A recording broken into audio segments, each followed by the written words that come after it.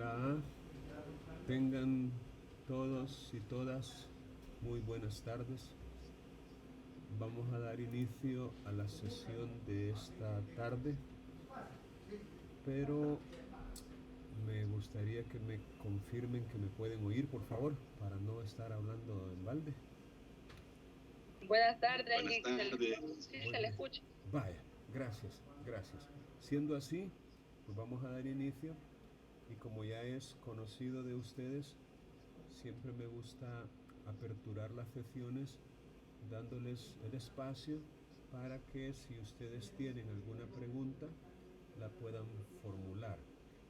Recuerden que la idea de estas sesiones es precisamente esa, que ustedes tengan esa oportunidad de hacer consultas en relación con los contenidos que han analizado y sobre la base de que a lo mejor haya quedado alguna duda, alguna inquietud o algo que quisieran que se les ampliara un poco más.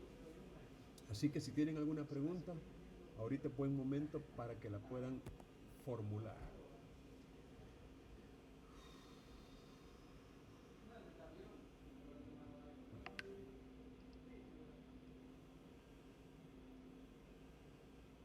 Bueno, excelente. Debo asumir entonces de que no tienen ninguna inquietud y que todo lo que se les ha compartido les ha quedado más o menos claro. Ok, entonces vamos a proceder en este momento a analizar disposiciones legales, es decir, vamos a leer un poco en el código y vamos a tratar, según vayamos leyendo, de ir aclarando algunos conceptos o términos que sea necesario y de esta manera tratar de ir aprendiendo. Bueno, vamos entonces a hacerlo participativo y le vamos a pedir primeramente a Minerva. Minerva, dame un favor. Leamos allí en el Código Procesal Civil y Mercantil el artículo 457, si es tan amable. Sí, licenciado. Bueno, dice de los títulos ejecutivos, artículo 407. Son títulos ejecutivos que permiten iniciar el proceso regulado en este capítulo los siguientes. En numeral 1, instrumentos públicos.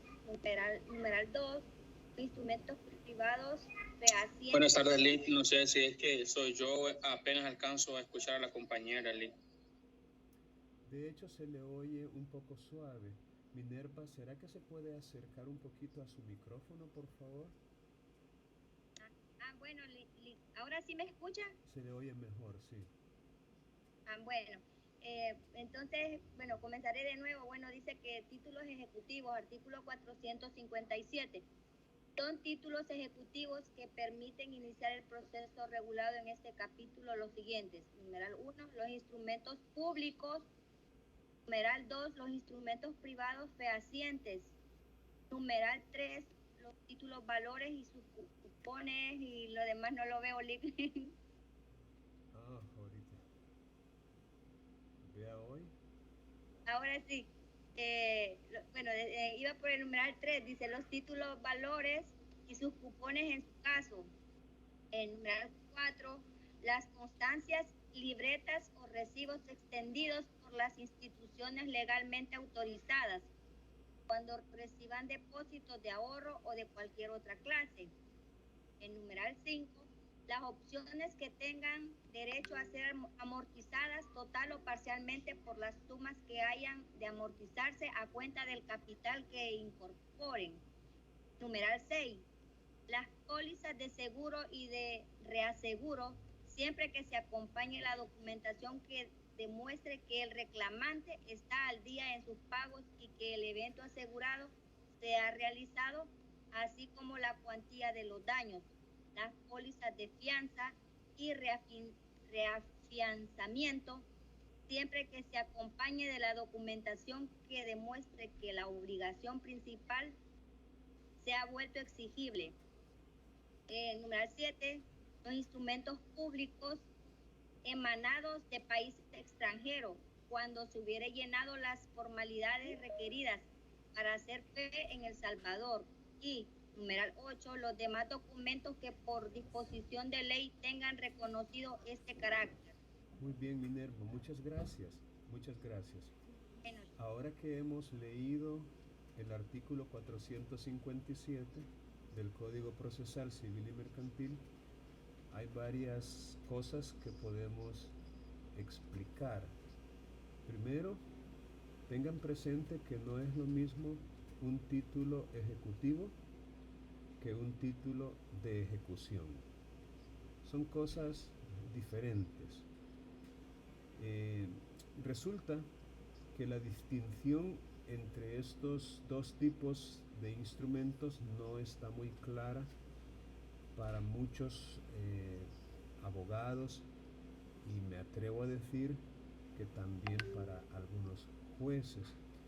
Y es porque antes de que entrara en vigencia el Código Procesal Civil y Mercantil, según el Código de Procedimientos Civiles que teníamos con anterioridad, no había esta diferencia que hoy sí hay. Y los títulos ejecutivos daban lugar a un proceso de ejecución. Pero hubo un cambio con la entrada en vigencia del Código Procesal Civil y Mercantil, de tal suerte que a partir de ese evento ya no es lo mismo.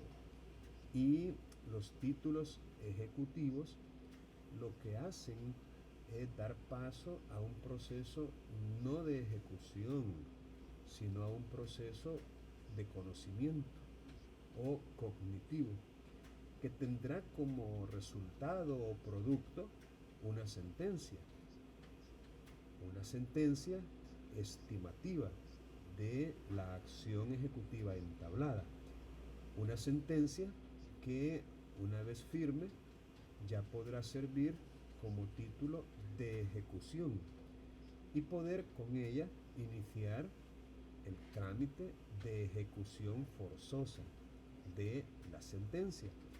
De tal manera que ustedes van a, incluso en las sentencias de cámara que he compartido con ustedes, van a encontrar un par de casos en donde por confusión con un título de ejecución se intentó iniciar un proceso ejecutivo, o en cambio con un título ejecutivo se intentó iniciar un título de ejecución. Para que le quede a ustedes un poquito más claro, hagan, si lo desean, una comparación entre los títulos ejecutivos que acabamos de leer y que están regulados en el artículo 457 y los títulos de ejecución que por su parte aparecen regulados un poco más adelante en el artículo 554. Entonces yo les invito a que ustedes puedan tomarse el tiempo para leer este artículo, el 554, que lo van a estudiar con mayor detalle perdón, en una asignatura que se conoce precisamente como medios de impugnación y ejecución forzosa.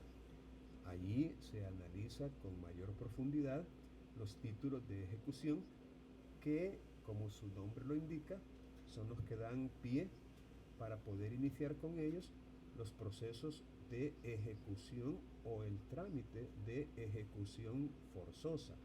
Entonces, según este artículo 554, las sentencias judiciales firmes son un tipo, o digamos, el primero de los títulos de ejecución que se mencionan en este artículo.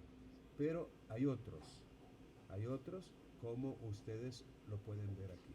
Entonces, es importante, repito, que ustedes conozcan esta diferencia para que no vayan a incurrir en esa confusión o en ese mismo error de pretender invocar con un título de ejecución un proceso ejecutivo, o por el contrario, querer invocar un proceso o trámite de ejecución con un título ejecutivo, o un proceso ejecutivo con un título de ejecución. Es decir, la idea pues, a partir de la lectura y análisis de estos dos artículos, el 457 y el 554, ustedes, repito, van a poder establecer esta diferencia. Ahora, veamos entonces qué vamos a entender por instrumento público de acuerdo con la óptica o el enfoque del Código Procesal Civil y Mercantil. Y por su parte, que vamos a entender por documentos privados fehacientes. ¿Alguno de ustedes tiene alguna idea? Porque, vaya, en derecho notarial aprendimos ya que en el artículo 2 se clasifica a los instrumentos notariales en 3 categorías, uno de los cuales es la escritura pública o testimonio. Pero se dice en ese artículo 2, ustedes lo han de recordar, que a los instrumentos públicos también se les conoce como instrumentos notariales. De tal suerte que para la ley de notariado, instrumento público e instrumento notarial son términos sinónimos. Pero no es lo mismo o no es así tratándose de otros cuerpos normativos. Por ejemplo, ahorita estamos aprendiendo que los instrumentos públicos son la primera clase de títulos ejecutivos que se regulan en este artículo 457. Y definitivamente el alcance de esta expresión en este artículo es mucho mayor que el alcance de esa misma expresión en el artículo 2 de la ley de notariado. Bueno, sirva eso para demostrar o ilustrar que lamentablemente nuestro legislador no siempre se toma, digamos, la molestia de hacer un trabajo de adecuación o de congruencia o de correlación o de actualización o de adaptación de los distintos cuerpos normativos. Es decir, como que no tienen esa visión de hacer eso, y obviamente le corresponde al aplicador de la ley y al intérprete de la misma, pues hacerlo. Y eso es lo que nosotros estamos ahorita tratando de hacer. Entonces, ¿qué vamos a entender, repito, por instrumento público y qué vamos a entender por instrumento privado?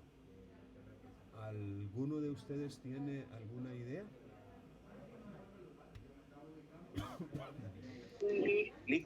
Podemos decir que el instrumento público es aquel que emana, que cuando dos partes ante un notario, y el privado no necesita de un tercero, sino que es como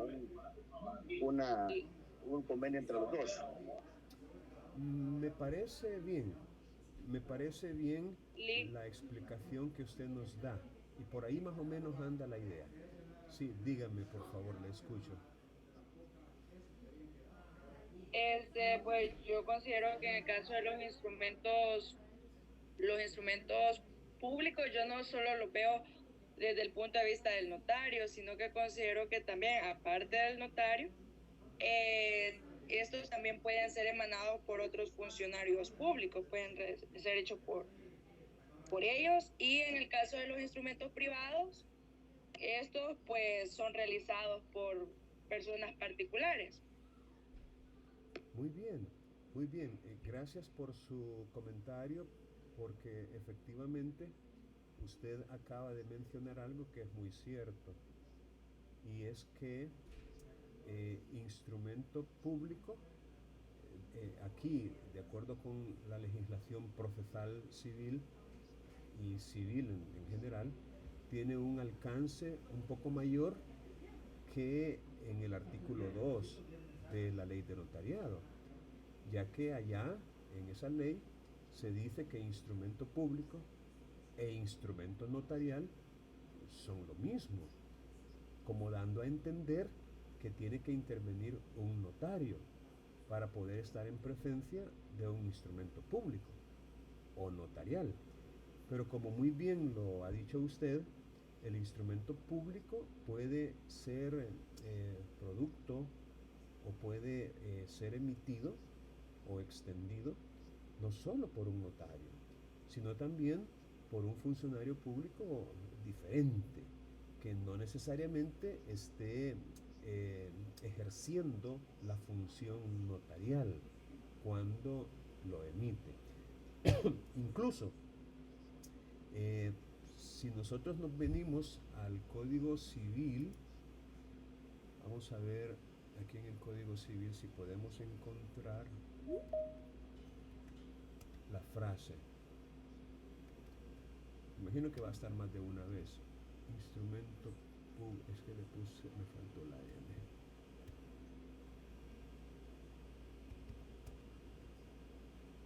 Esta N me la pongo. Instrumento público. Ups. Bueno, ya lo habíamos visto en el 667, 747, 763, 765, 772, 1203, aquí. En el artículo 1570 del Código Civil aparece una definición de instrumento público y lo equipara con el instrumento auténtico. Es decir, para el artículo 1570 también se le puede llamar auténtico al instrumento público. Vean cómo la ley de notariado en el artículo 2 al instrumento público le llama también instrumento notarial. Pero este artículo 1570 al instrumento público le está llamando también instrumento auténtico. Bueno, lo cierto es que también este artículo 1570 nos da una definición en el siguiente inciso de escritura pública, diciendo que si el instrumento público o auténtico, que para este artículo es lo mismo, si ese instrumento público es otorgado ante notario e incorporado en un protocolo o registro público, entonces a ese instrumento público se le llama escritura pública.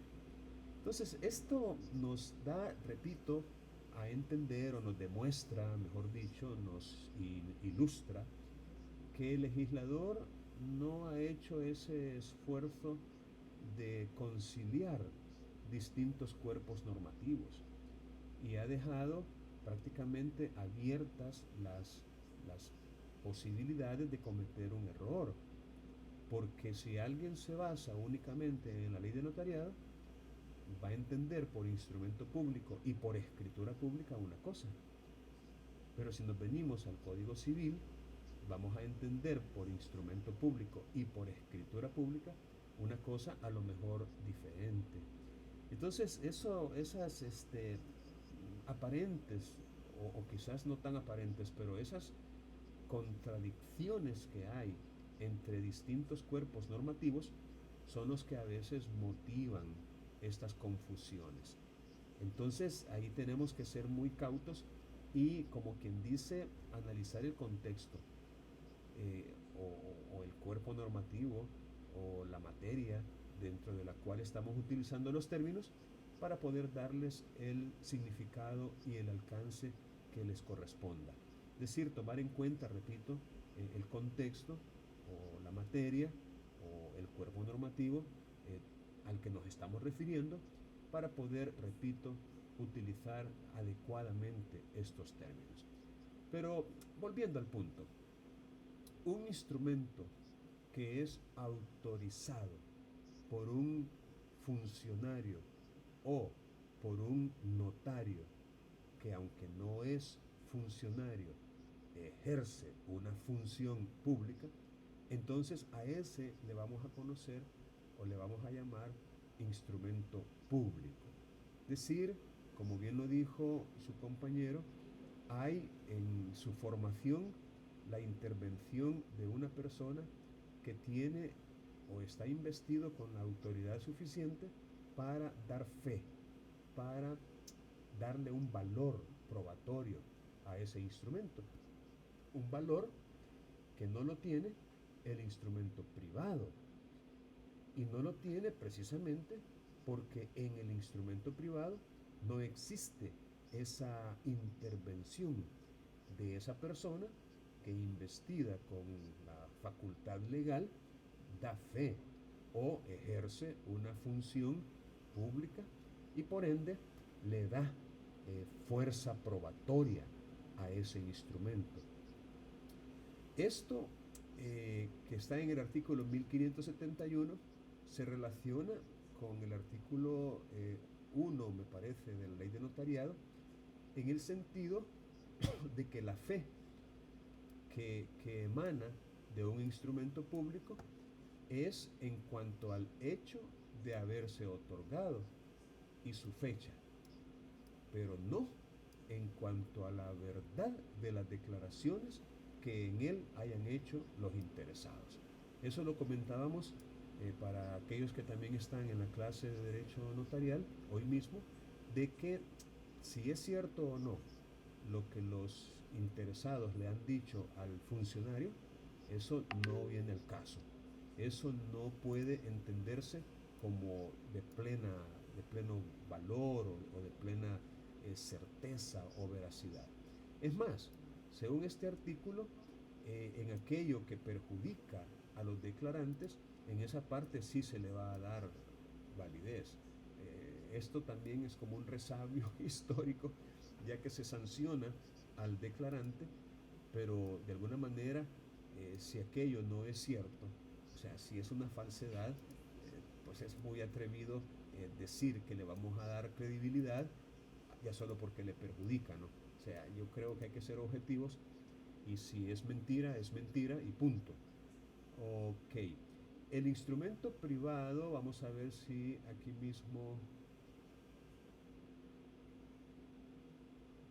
Bueno, aquí también se habla sobre el instrumento privado, pero cuando ha sido reconocido o se ha mandado tener por reconocido, tiene el valor de escritura pública, es decir, tiene también fuerza probatoria, pero cuando ha sido reconocido.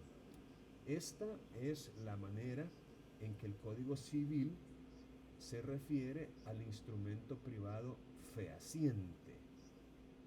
En otras palabras, instrumento privado reconocido o instrumento privado fehaciente vienen a significar lo mismo.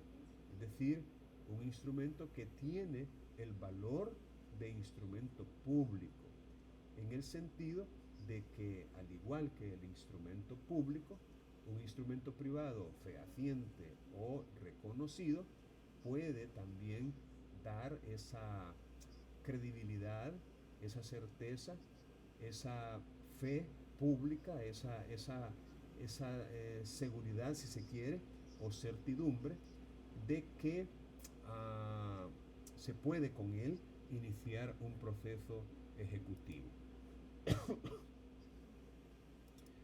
Bueno, entonces, volviendo a lo dispuesto en el artículo 457, los instrumentos públicos, que como repito, son aquellos que han sido autorizados por una persona que es funcionario público o por un notario y que por ese sello de autenticidad por esa autorización que le da esta persona, goza pues de credibilidad y no se puede prima facie impugnar esa credibilidad, sino que se le debe, como quien dice, dar valor y fuerza probatoria.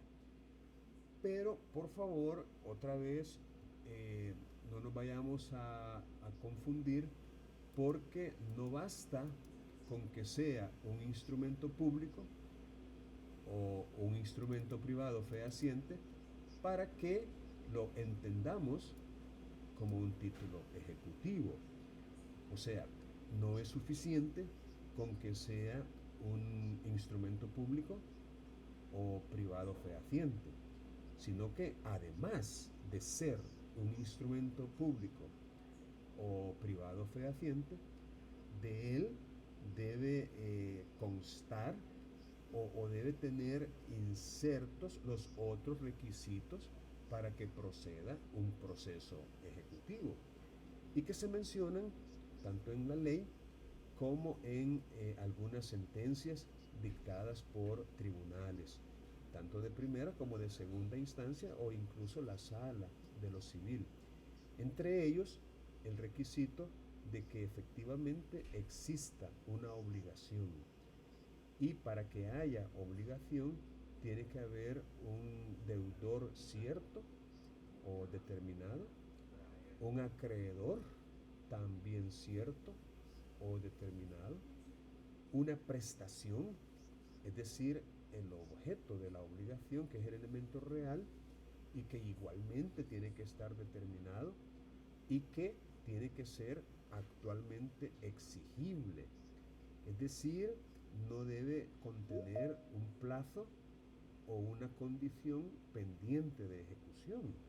Porque recuerden ustedes que tanto el plazo como la condición suspenden la exigibilidad, suspenden como que dice, la acción para reclamar, porque el plazo y la condición no permiten que se pueda exigir el cumplimiento mientras no se cumpla ese plazo o esa condición. Y también tiene que ser líquida la deuda o la obligación, o liquidable. Líquida significa que ya se sabe cuánto es la cantidad que se reclama. Es decir, algo cuando decimos que es líquido es porque ya ha sido cuantificado. Ya se conoce la suma o cantidad exacta que se va a reclamar y por ende que el deudor debe pagar.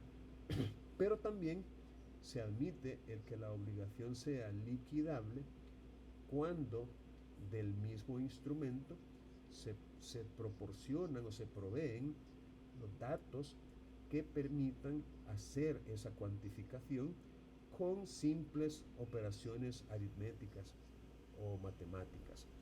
Es decir, por ejemplo, el caso de los intereses. Es posible que se reclame una deuda cuyo capital se conoce en forma líquida, es decir, ya se ha cuantificado cuál es el capital que se reclama, pero no así los intereses, especialmente cuando se pretende reclamar intereses, digamos, aún durante el trámite del proceso ejecutivo, lo cual también es perfectamente válido. Es decir, un acreedor perfectamente puede reclamar los intereses que se calculen desde que se comenzaron a generar hasta el día en que se realice efectivamente el pago. Es decir, en ese sentido, pues no estamos hablando de una cantidad líquida, porque como se supone que va a pasar un tiempo entre la presentación de la demanda, el dictado de la sentencia, la ejecución forzosa en caso de un incumplimiento, y en todo caso, ya sea que haya venta, en pública subasta, o que haya adjudicación en pago, es decir, todavía tenemos como actividades de ejecución pendientes en el tiempo. y el acreedor no tiene por qué dispensar o no cobrar los intereses mientras dure esa tramitación. Entonces se le permite, y es perfectamente válido, que él también pueda reclamar esos intereses que todavía están corriendo actualmente, hasta obtener la completa satisfacción de su crédito. Incluso en materia de ejecución hay un artículo que así se titula, completa satisfacción del acreedor, como quien dice que él tiene legítimo derecho a reclamar hasta el último centavo. Y la ley en ese sentido pues lo ampara, lo protege y le permite hacerlo. Entonces, repito, no por ser instrumento público vamos a entender que da lugar a un proceso ejecutivo. Estoy recordando una de las sentencias que he compartido con ustedes, en donde un abogado presentó como título ejecutivo para iniciar un proceso ejecutivo una sentencia de un tribunal. Resulta que había habido un proceso de inquilinato o de arrendamiento. No recuerdo exactamente si era inquilinato o era un arrendamiento, es decir, civil. Pero lo cierto es que como resultado de ese proceso se dictó una sentencia en donde se había dicho que el demandado tenía que pagar una suma de dinero al demandante en aquel proceso. Y eso es lo que decía la sentencia. Entonces viene el abogado y como título ejecutivo presenta esa sentencia, argumentando que habiendo sido emitida por un funcionario público en el ejercicio de sus funciones, es decir, un juez, era un instrumento público. Y siendo un instrumento público, aparece en el ordinal primero del artículo 457, lo cual no se le puede negar, de que es un instrumento público y que aparece en ese ordinal primero. Pero tanto el tribunal de primera instancia como la Cámara le negaron la razón y le dijeron en sus sentencias respectivas que la demanda que él había intentado era improponible. Cuando él apela, repito, él hace énfasis en ese argumento. ¿Pero por qué? Si estamos en presencia de un instrumento público, una sentencia, y la sentencia, o mejor dicho, este documento que yo he agregado junto con la demanda, aparece en la lista del 457. Entonces, ¿qué piensan ustedes de ese caso concreto? Imagínense que un compañero de ustedes hubiera presentado una demanda amparado en una sentencia. ¿Qué le hubieran resuelto? ¿O qué le resolverían? ¿Alguna idea?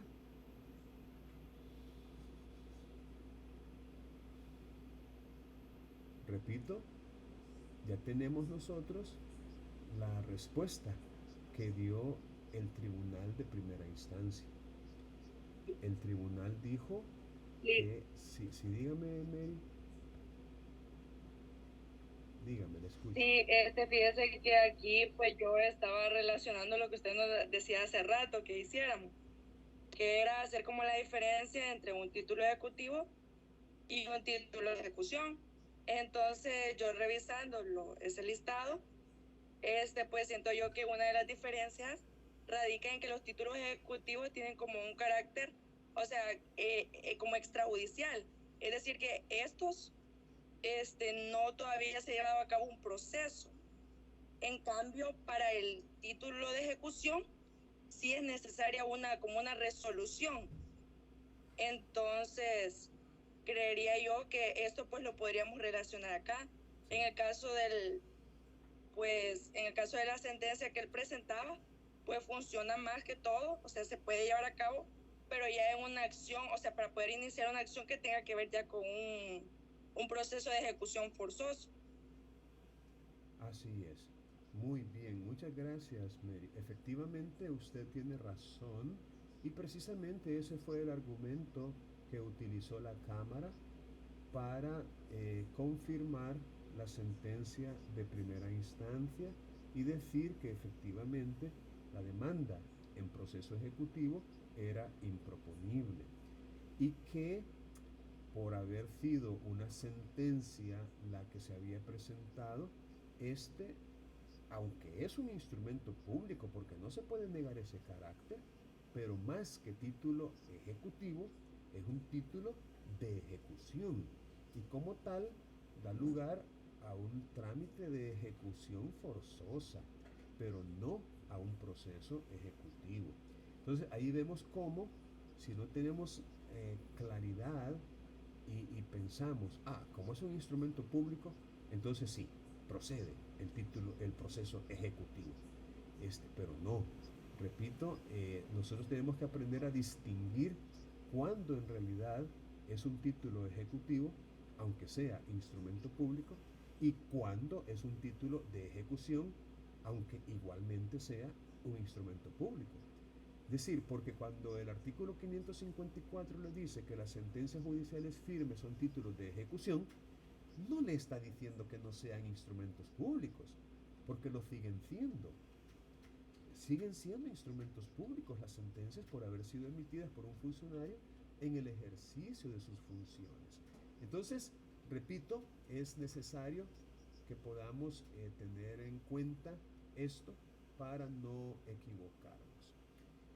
Con respecto a los instrumentos privados fehacientes, el instrumento privado fehaciente por antonomasia o por excelencia es aquel que se ha redactado, digamos, por dos personas o una sola o más, y luego es presentado ante un notario para que el notario pueda hacer a continuación del instrumento una acta notarial en la cual el notario relaciona las cláusulas esenciales de ese documento que se le ha presentado y da fe de que las firmas o la firma que está puesta en ese instrumento privado es auténtica por haber sido puestas a su presencia, o si no hubieran sido puestas a su presencia, por haber sido reconocida su autoría por las personas que le están mostrando ese instrumento privado al notario. Entonces, en esa acta, el notario también la elabora de acuerdo con los lineamientos que al respecto da la ley de notariado, porque es un acta notarial, la lee íntegramente a los comparecientes, les recoge firma a los comparecientes y él también la firma y la sella, esa acta. Entonces, una vez que el notario ha hecho eso, ese instrumento que era privado en su origen ya tiene el valor de instrumento público. Es decir, ya podemos decir a su respecto que es un documento privado fehaciente, o en los términos de la ley de notariado, un documento privado reconocido. Esa es la palabra o el término correcto, aunque muchos le llaman legalizado o autenticado, pero se están refiriendo a lo que la ley le denomina de documento o instrumento privado reconocido. Y en este artículo se le denomina instrumento privado fehaciente.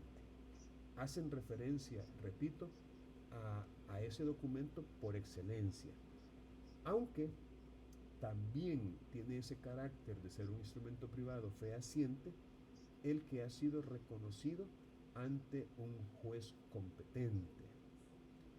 Le pongo un ejemplo.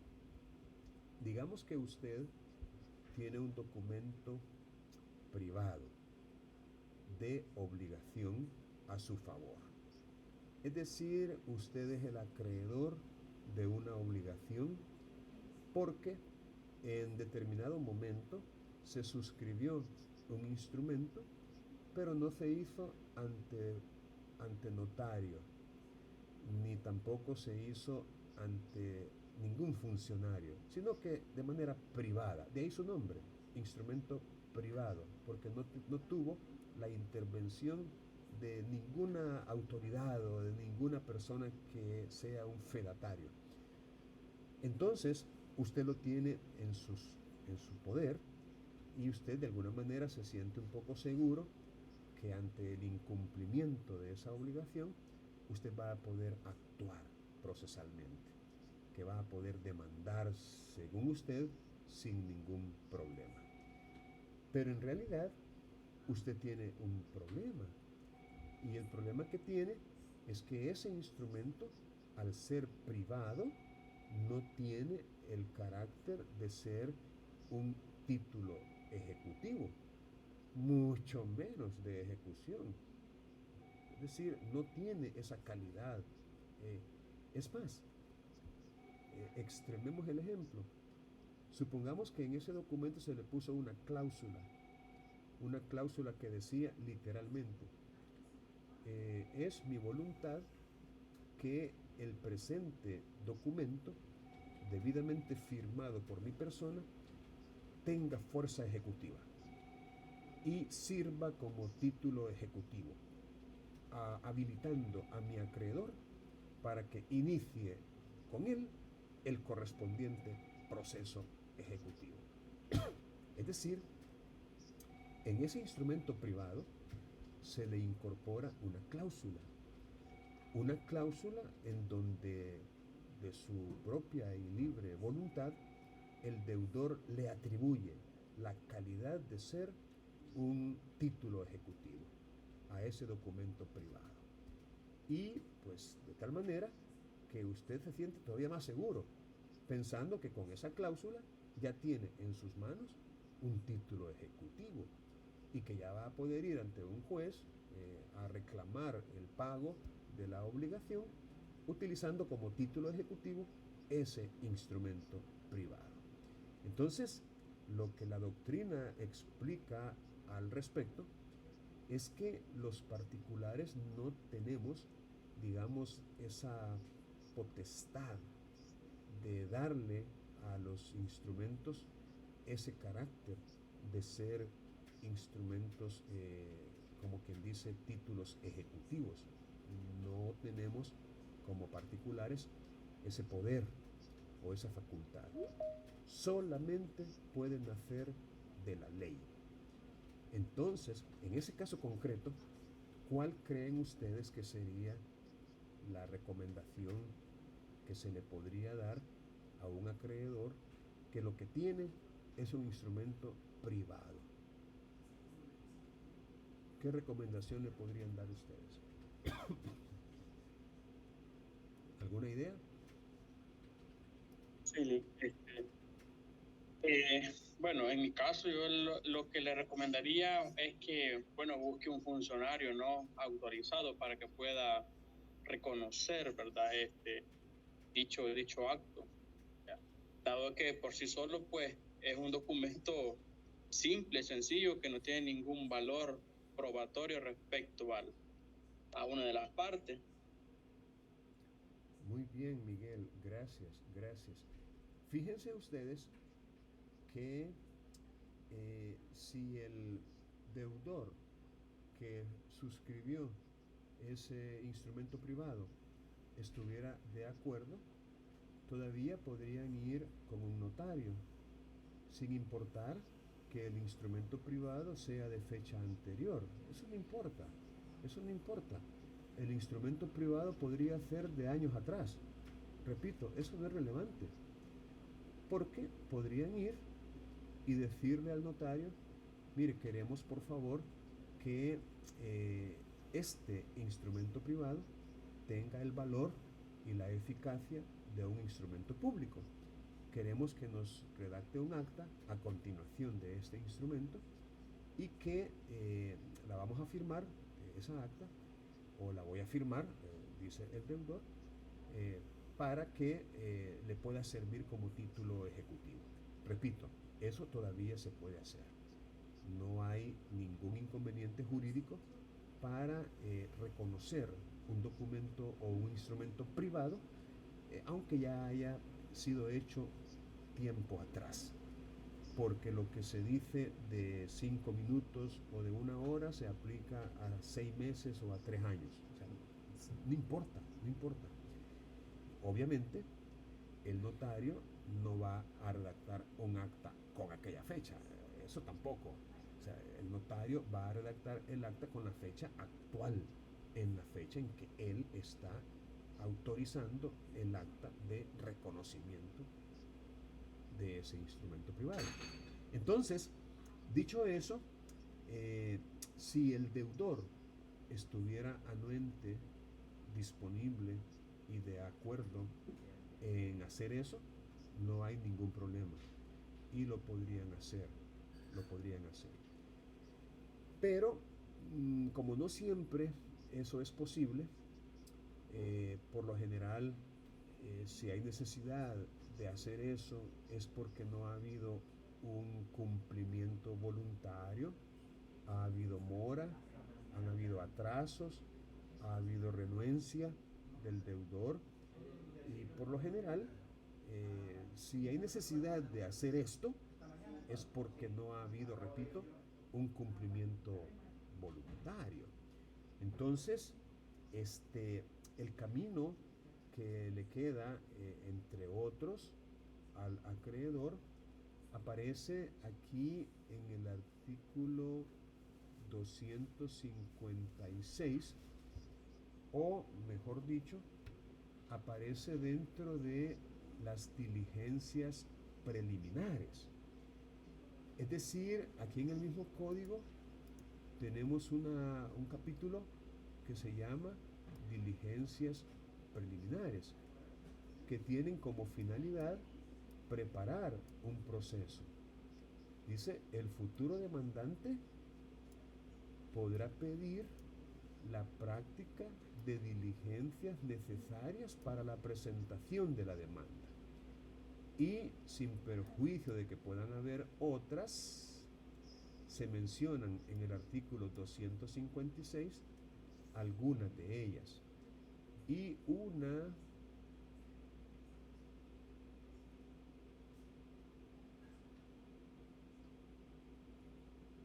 es el ordinal noveno.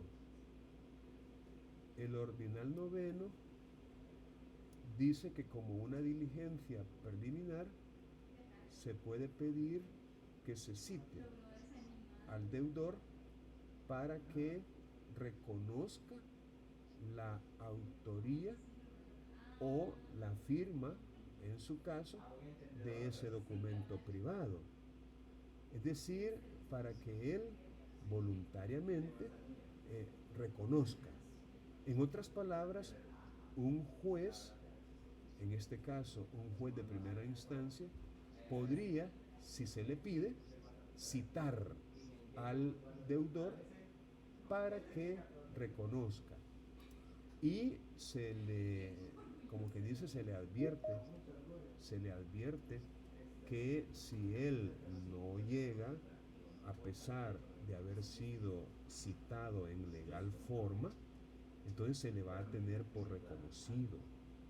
Esa es como una sanción por la, ¿cómo le podríamos llamar? La negativa del deudor de asistir a esa citación que se le está haciendo, pues, en legal forma, ¿no? Con la suficiente anticipación, de manera personal, incluso haciéndole saber para qué se le quiere. Entonces, claro, sí, le escucho. Sí, me genera una duda. O sea que al iniciar un proceso especial ejecutivo, ¿va? También se pueden iniciar diligencias preliminares antes de iniciar el proceso. Y es que me confundí porque en la materia de procesos declarativos civiles y mercantiles esta capita de estas diligencias preliminares se encuentran bajo el proceso común.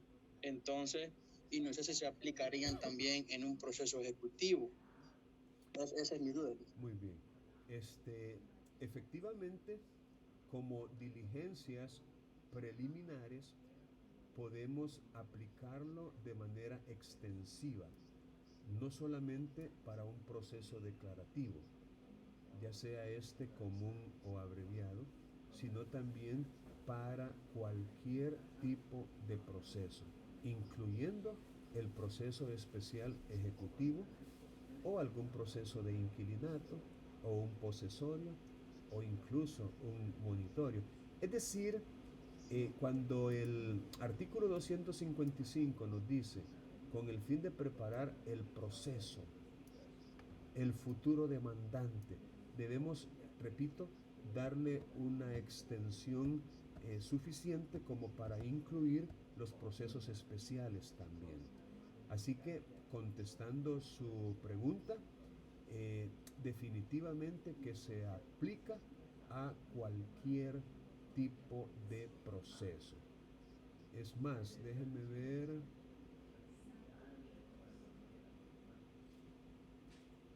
Sí, es que mi duda era respecto a eso, porque en una sesión usted dijo, bueno, no tengo necesidad yo como acreedor de demostrar nada si ya tengo el título de ejecutivo, o sea, me presento y ya, pues hay que ejecutarlo.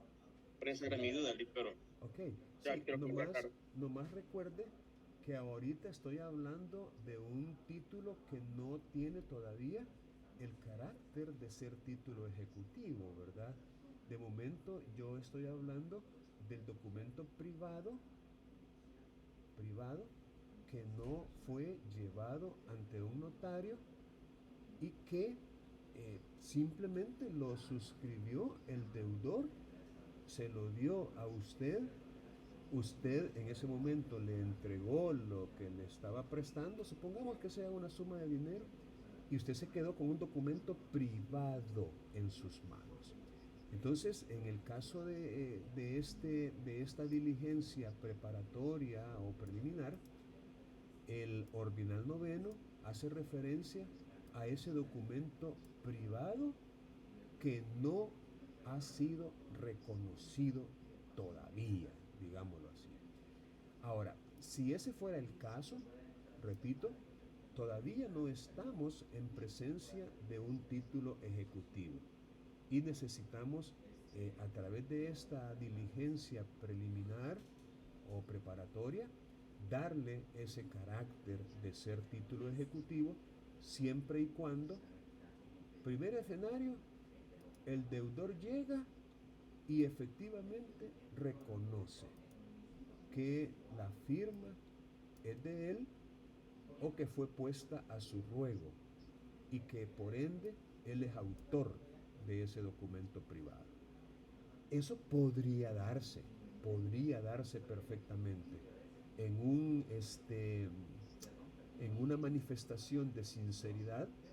El deudor podría ante el juez reconocer la autoría o la firma. Es decir, sí, señor juez, yo firmé, es cierto, es mi firma. Lo que pasa es que no le he podido pagar por esto y esto. Usted sabe cómo está la situación, la crisis, la pandemia y cualquier otra excusa que él pueda dar, pero podría reconocer su autoría o su firma.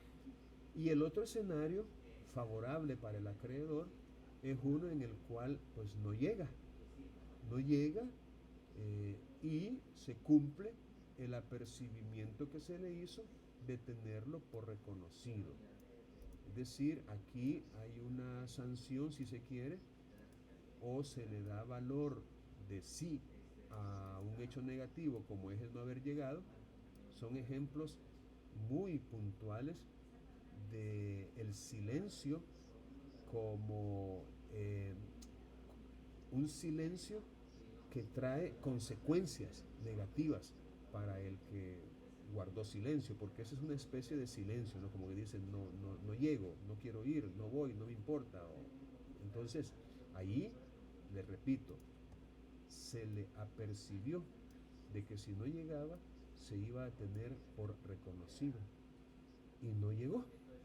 Entonces el juez, incluso antes de tenerlo por reconocido, podría abrir un espacio procesal para que demuestre alguna causa justificada de su inasistencia. Eso sería totalmente lógico y válido.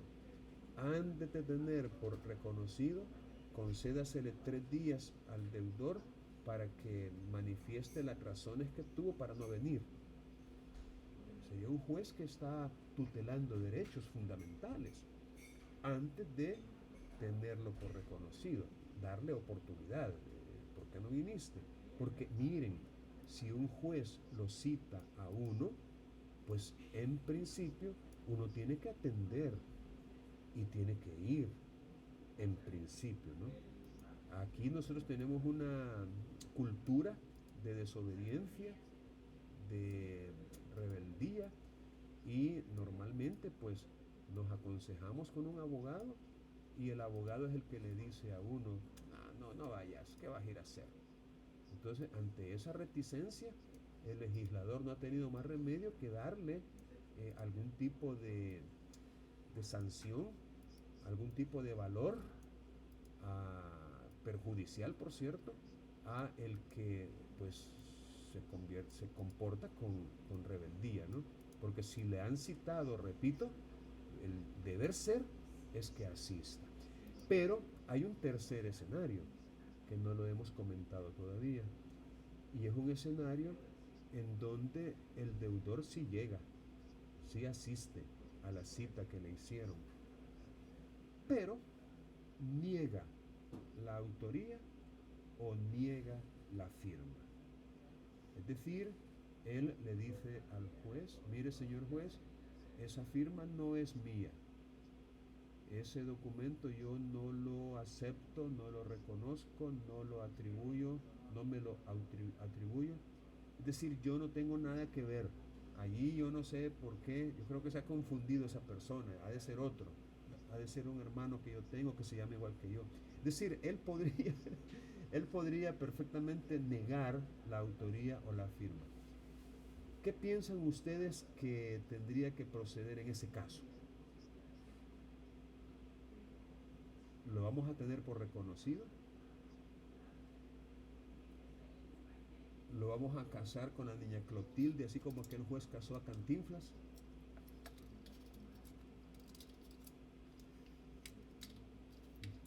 ¿Qué piensan?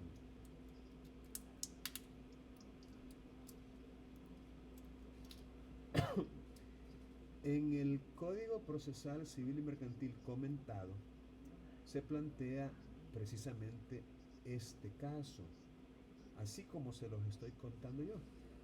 Y allí el autor de esos comentarios dice de que en ese escenario donde el deudor niega la autoría o la firma, pues el acreedor no va a tener más remedio que iniciar el proceso declarativo que corresponda para que, de alguna manera, a través de una sentencia, se declare la existencia del derecho, tal como lo vimos en su momento, que es la pretensión o el objeto de un proceso declarativo.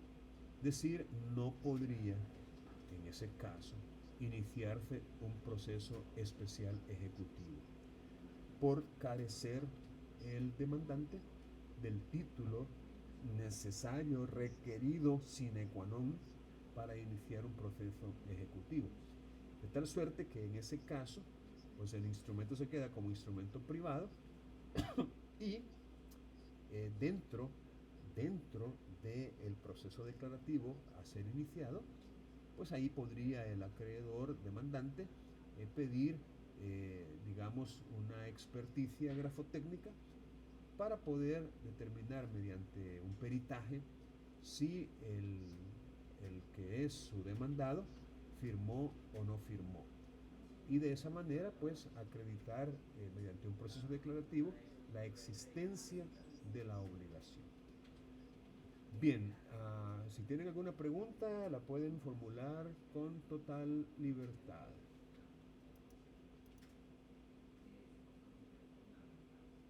Dice el ordinal tercero que también son títulos ejecutivos los títulos valores. Este término, este concepto de título valor, lo aprendemos en las asignaturas relacionadas con el derecho mercantil. Es decir, para poder nosotros aprender más o recordar sobre títulos valores, tenemos que remitirnos al Código de Comercio. En el Código de Comercio es donde vamos a recordar qué son y cuáles son los requisitos para que tengan validez los títulos valores. Así que como no es esta asignatura sobre derecho mercantil, sino que es una asignatura que ustedes ya cursaron, si tienen alguna pregunta en relación con títulos valores, la pueden hacer ahorita. Si no, pues yo voy a asumir que recuerdan lo que eso es, lo que eso significa, y de alguna manera pues no tienen dificultad en interpretar si el papel que tienen en sus manos es o no un título valor.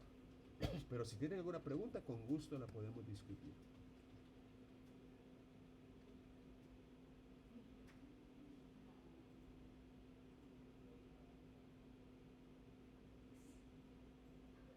Ok. Con respecto a los ordinales cuarto, quinto y sexto, el autor de esta parte en el Código Procesal Civil y Mercantil comentado nos explica que estos tres ordinales, el cuarto, el quinto y el sexto, no aparecían en el proyecto, bueno, en el anteproyecto, ni en el proyecto que se presentó en el año 2006 de ese código. Me da la impresión de que los redactores del código quizás se les olvidó incluirlo, porque el Código Procesal Civil y Mercantil vino a derogar la Ley de Procedimientos Mercantiles, que obviamente era la que normalizaba todo lo que tenía que ver con el proceso ejecutivo o sumario mercantil. La ley, repito, de procedimientos mercantiles. Entonces, cuando viene el código y deroga esa ley, pues prácticamente le quitó a estos documentos que aquí se mencionan la calidad de ser títulos ejecutivos, y prácticamente estaba dejando en el limbo a los acreedores que tuvieran como documento base de la acción estos instrumentos, los que aparecen, repito, en los ordinales cuarto, quinto y sexto. Entonces, en algún momento se percataron de esa omisión y ya lo incluyeron en el proyecto final que fue aprobado por la Asamblea y que entró en vigencia. Entonces, los ordinales, repito, cuarto, quinto y sexto, son extraídos de la Ley de Procedimientos Mercantiles que se derogó y colocados en este artículo, porque también la ley, en este caso esa ley, les daba fuerza ejecutiva y los convertía en títulos ejecutivos que dan paso a un proceso especial ejecutivo. Recuerden lo que les dije en una ocasión, nosotros ya no tenemos esa diferenciación entre un proceso ejecutivo civil y un proceso ejecutivo mercantil. O, digamos, tratando de ser bien específicos, quizás podríamos decir, bueno, si el documento base de la acción es una letra de cambio, y como la letra de cambio es un título valor, y como el título valor aparece regulado en el Código de Comercio, entonces ese proceso es un proceso especial, ejecutivo, mercantil. Ahora, si no fuera un título valor, sino un documento privado fehaciente, reconocido ante notario, o reconocido después de haber seguido las diligencias preliminares de que ya hablamos en el 255, 256.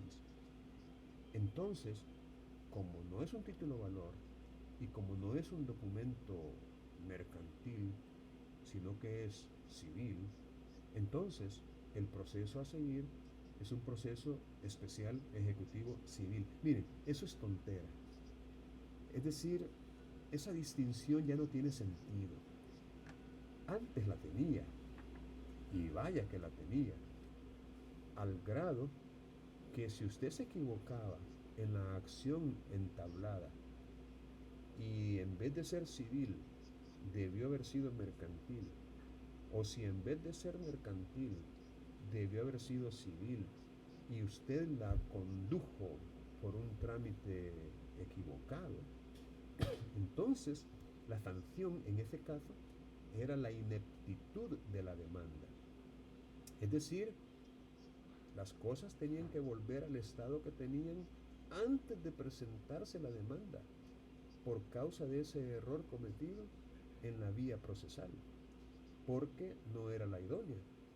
Usted se equivocó al darle un trámite mercantil o civil cuando debía haber sido lo contrario. Pero ahora nosotros ya no tenemos esa diferencia en la tramitación. La tramitación es la misma. No importa si es un documento privado fehaciente, un instrumento público o un título valor. No importa. El proceso es exactamente el mismo. Estamos en presencia de un proceso especial ejecutivo. Y punto. Ya no es necesario que le pongamos apellido, civil o mercantil. Eso resulta totalmente innecesario, hasta anacrónico o obsoleto o fuera de contexto ya. Entonces ya no tenemos, digamos, por qué preocuparnos por esa diferenciación. Lo cual no significa que no debamos acudir al Código de Comercio para conocer los requisitos de validez de cada uno de estos documentos, cuya regulación aparece precisamente en ese código, en el de comercio. Veamos, dice también este autor, y allí nos está presentando lo que perfectamente podemos denominar como un vacío, una laguna legislativa, que en el artículo 50, creo, 50 o algo así, de la Ley de Procedimientos Mercantiles, se daban como algunos requisitos preparatorios, si se quiere, o presupuestos, que también suele decirse, para que las acciones que tengan derecho a ser amortizadas reunieran el carácter de ser título ejecutivo. En otras palabras, la Ley de Procedimientos Mercantiles exigía algunas actividades, llamémosle preparatorias, para que se pudiera entablar un proceso ejecutivo mercantil cuando el documento que iba a servir como base eran acciones, que son las que aparecen en el Ordinal Quinto. Sin embargo, el Código Procesal Civil y Mercantil, cuando incorpora en este artículo las acciones, no dice nada con respecto a esas, requerimientos adicionales, previos que hay que seguir o que había que seguir. Entonces queda en consecuencia la duda de si todavía serán necesarios o ya no. Es decir, si el legislador actual no los incorporó, ¿será que es porque decidió que ya no se cumplieran esos requisitos o simplemente se le habrá olvidado? Ante esa duda, obviamente, y quizás a estas alturas todavía no se ha presentado ningún caso, pero existe el chance de que algún juez prevenga y exija que se cumplan esos requerimientos a pesar de que ya no están en el código, es decir, que no se incluyeron. Vamos a ver si podemos remitirnos al comentario que se hace en el Código Procesal Civil y Mercantil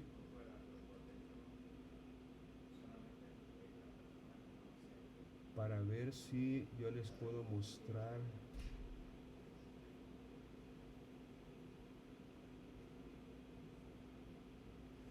vamos a ver. Aquí está.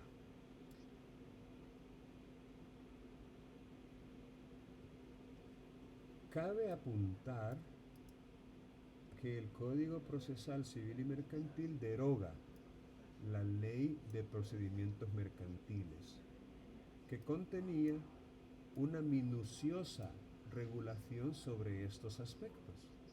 Artículo 50. Es decir, en el artículo 50 de la Ley de Procedimientos Mercantiles se daba una regulación minuciosa sobre este tema del que estamos nosotros discutiendo.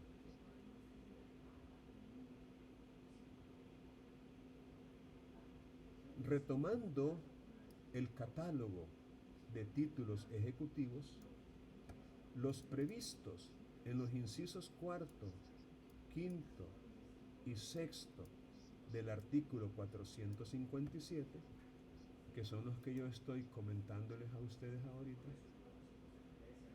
cuarto, quinto y sexto del artículo 457, no figuraban en la versión original del anteproyecto ni en la versión 2006 del mismo, aunque estaban previstos en la Ley de Procedimientos Mercantiles, derogada por el nuevo código.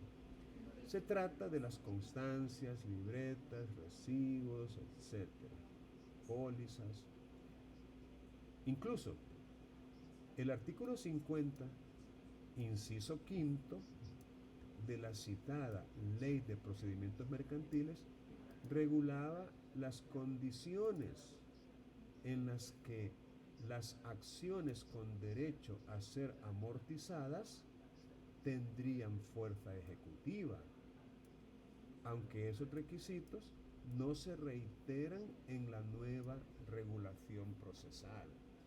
Entonces, ahí está lo que yo estoy tratando de explicarles ahorita, que habían ciertas condiciones que se tenían que cumplir según la Ley de Procedimientos Mercantiles, pero como se derogó y en el nuevo código no se mencionaron esas condiciones, obviamente queda la duda de si se requerirán todavía o ya no.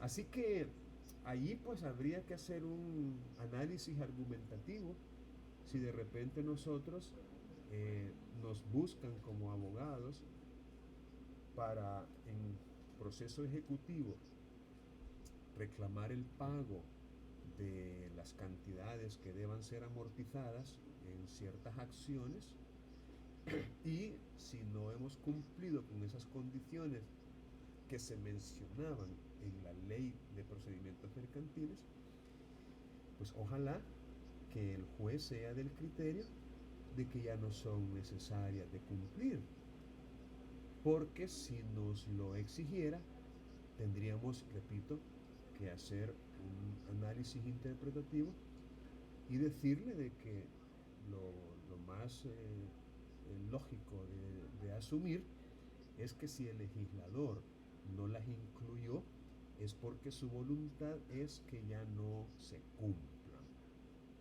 y que aunque no se den esas condiciones, igual tendría fuerza ejecutiva las acciones con derecho a ser amortizadas. Bueno, aquí dice en el ordinal séptimo que también tienen fuerza ejecutiva y son títulos ejecutivos los instrumentos públicos emanados de país extranjero, cuando se hubiere llenado las formalidades requeridas para hacer fe en El Salvador. Fíjense qué importante resulta conocer cuáles serían esas formalidades requeridas para que ese instrumento público emanado de un país distinto a El Salvador pueda hacer fe aquí. ¿Alguno de ustedes conoce o ha escuchado de que para que un instrumento público emanado de país extranjero haga fe en El Salvador tiene que hacerse esto, esto, esto y esto?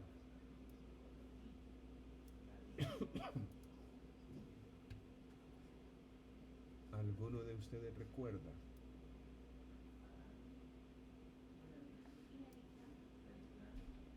Vaya, miren, en el mismo código nosotros podemos, vamos a ver si podemos hacer un ejercicio de búsqueda. Voy a colocar la palabra extranjero. A ver con qué me encuentro. Extranjero. Todo instrumento que conste en idioma extranjero deberá acompañarse de su correspondiente traducción, conforme a la ley y tratados internacionales. Aquí tenemos una primera referencia a instrumentos que consten en idioma extranjero.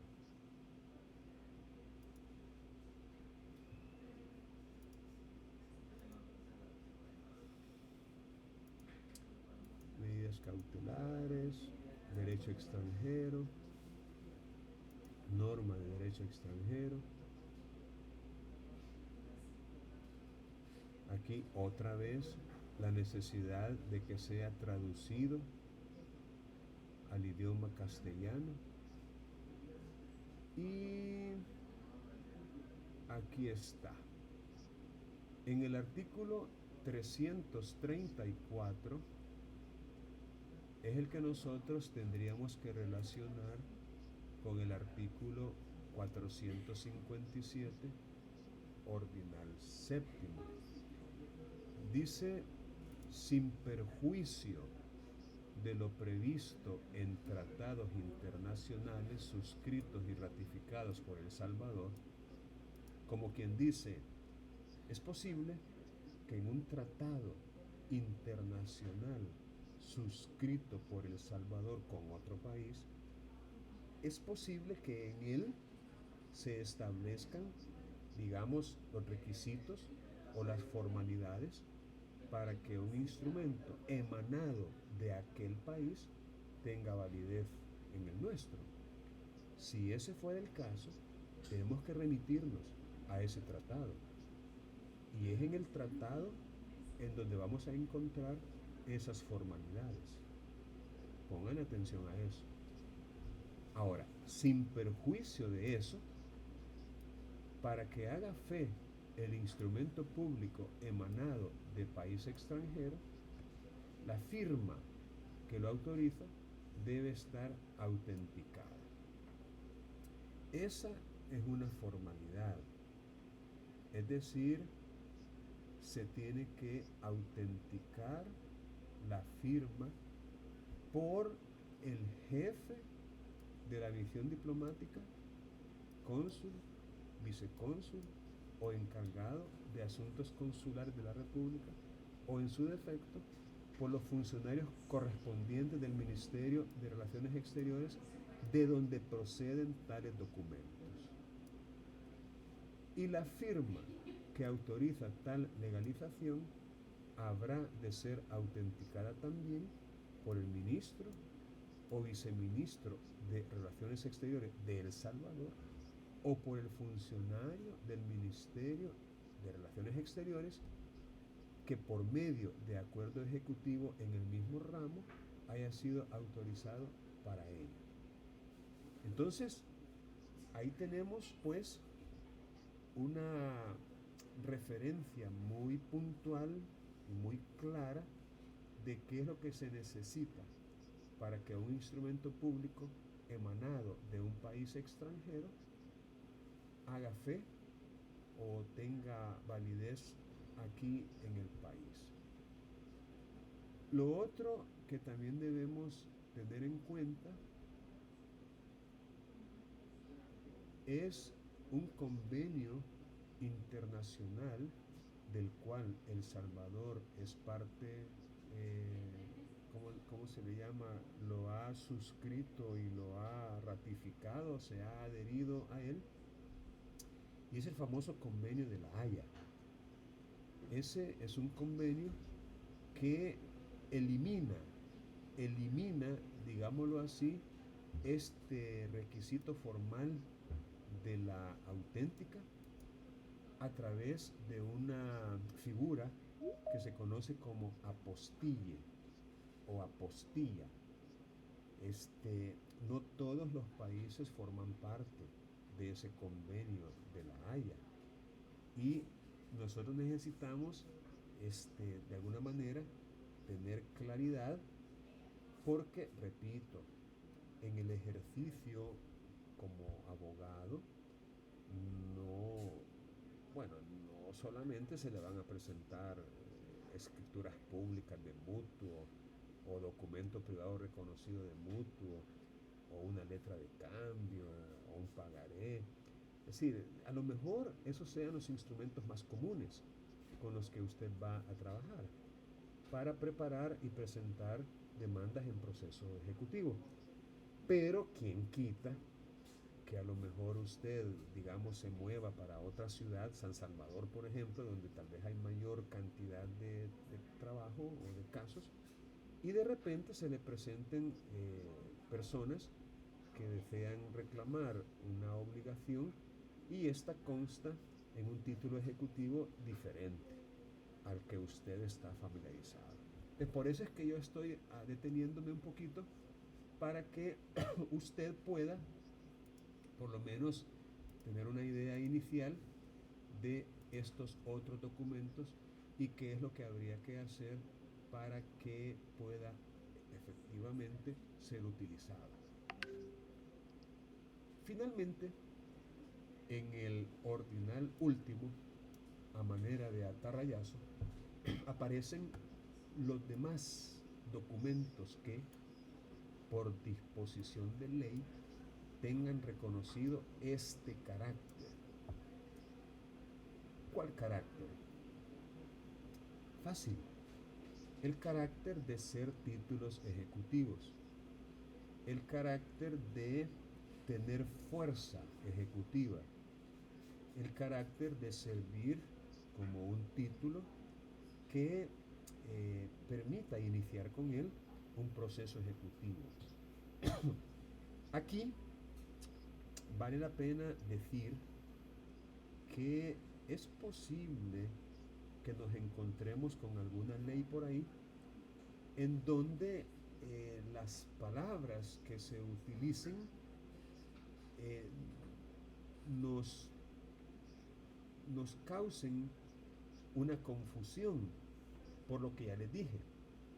Es decir, hoy mismo les dije que antes de que este código entrara en vigencia, no había diferencia entre ejecución forzosa y proceso ejecutivo. Es decir, prácticamente eran una misma cosa. Pero eso era antes. Pero bueno, dentro de aquella época, en aquella lejana época, las leyes que le daban ese carácter a ciertos documentos, obviamente no utilizaban el lenguaje apropiado a veces y se van a topar con algunas leyes en donde lo que se dice, por ejemplo, no es que da lugar a un proceso ejecutivo, sino que le dice o le da a entender que lo que hay que iniciar es un proceso de ejecución. Ejemplo, le puede decir que tal documento causará ejecutoria, por ejemplo. Y eso de causar ejecutoria da la idea no de un proceso ejecutivo, sino de un proceso de ejecución. Sin embargo, aunque diga eso, pues con la nueva realidad que nace de nuestro nuevo código, pues aunque diga causará ejecutoria, o será ejecutable, que podrá ser otro término, o causará ejecución, o se ejecutará forzosamente. Es decir, no importa si utiliza ese léxico, pero si no está hablando de una sentencia judicial, o de un laudo arbitral, o de un acuerdo conciliatorio homologado ante juez, es decir, si no está hablando de lo que hoy conocemos como título de ejecución, entonces está hablando de un título ejecutivo, aunque, repito, anacrónicamente utilice palabras que parezcan indicar que es un proceso de ejecución el que hay que seguir. Así que, con respecto a este ordinal octavo, pónganle atención a lo que les acabo de decir para que no vayan ustedes a cometer el error que también se nota en algunas de las sentencias que he compartido, de iniciar con un documento que por disposición de ley es ejecutivo, un proceso de ejecución. Porque lo que se inicia con un documento o título ejecutivo es un proceso ejecutivo hoy en día, no un proceso de ejecución. Bien, ¿alguna pregunta en relación con este listado, o como dice el autor del comentario, con este catálogo de títulos ejecutivos? ¿Alguna pregunta? Sí, allí en ese último numeral, o sea, entran todos los posibles, ¿verdad? O sea, lo deja definitivamente abierto para entenderlo, o sea, si es, apliquémoslo, aunque no estén en los anteriores, ¿verdad? Exacto, exacto. Eso podría significar que esta lista no es numerus clausus, no es taxativa, porque cuando dice los demás documentos que por disposición de ley tengan reconocido ese carácter, lo que le está diciendo es que hay más, hay muchos más. Si ustedes se fijan en los casos que he compartido con ustedes, aparece uno que es la certificación de una multa impuesta por el tribunal no sé qué, o el fondo social o el seguro social, no me acuerdo, pero la ley respectiva le da carácter de título ejecutivo a ese documento.